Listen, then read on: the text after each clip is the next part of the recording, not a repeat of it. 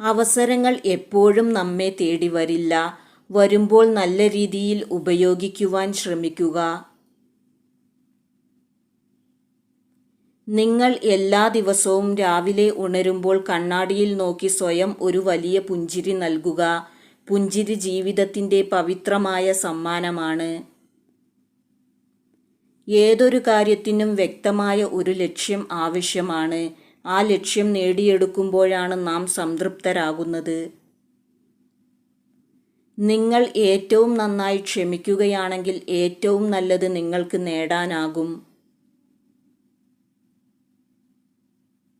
നിങ്ങളുടെ ലക്ഷ്യം എളുപ്പമാകാൻ നിങ്ങളുടെ ആസൂത്രണം വളരെയേറെ സഹായിക്കും.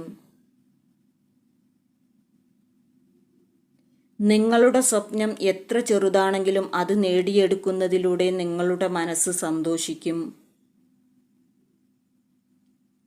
നിങ്ങൾ സ്നേഹിക്കുന്നവർ നിങ്ങളെ സ്നേഹിക്കണമെന്ന് വാശി പിടിക്കരുത്. കാരണം സ്നേഹം എന്നത് പിടിച്ചു വാങ്ങാൻ പറ്റാത്ത ഒന്നാണ്. നഷ്ടപ്പെട്ട കാലത്തിൻ്റെ പിറകിലേക്ക് തിരിഞ്ഞു നോക്കുമ്പോൾ കുറേ ഓർമ്മകൾക്ക് വല്ലാത്ത മധുരവും കുറേ ഓർമ്മകൾക്ക് വല്ലാത്ത കയ്പും അനുഭവപ്പെട്ടേക്കാം.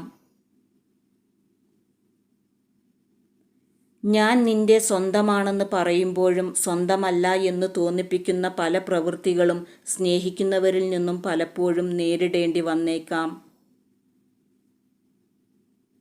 ഇന്ന് നിങ്ങൾ ചെയ്യുന്ന പ്രവൃത്തികളുടെ ഫലം നാളെ നിങ്ങൾക്ക് കൂട്ടായി വന്നേക്കാം. അത് നല്ലതാണെങ്കിലും മോശമാണെങ്കിലും.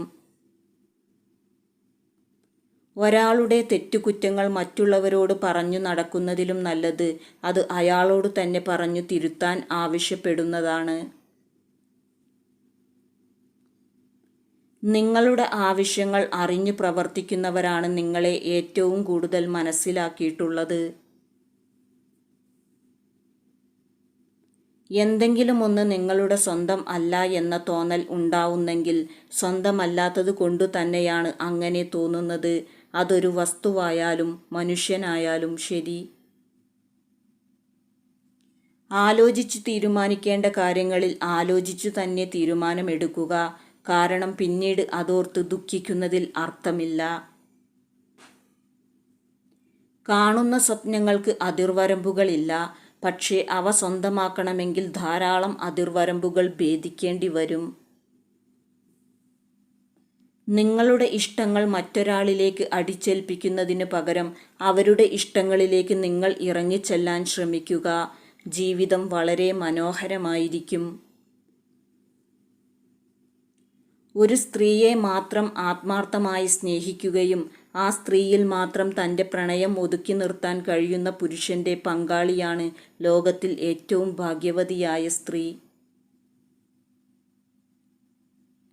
പെട്ടെന്ന് എടുക്കുന്ന തീരുമാനങ്ങളേക്കാൾ ഗുണം ചെയ്യുക ആലോചിച്ചിട്ടുള്ള തീരുമാനങ്ങൾക്കാണ്.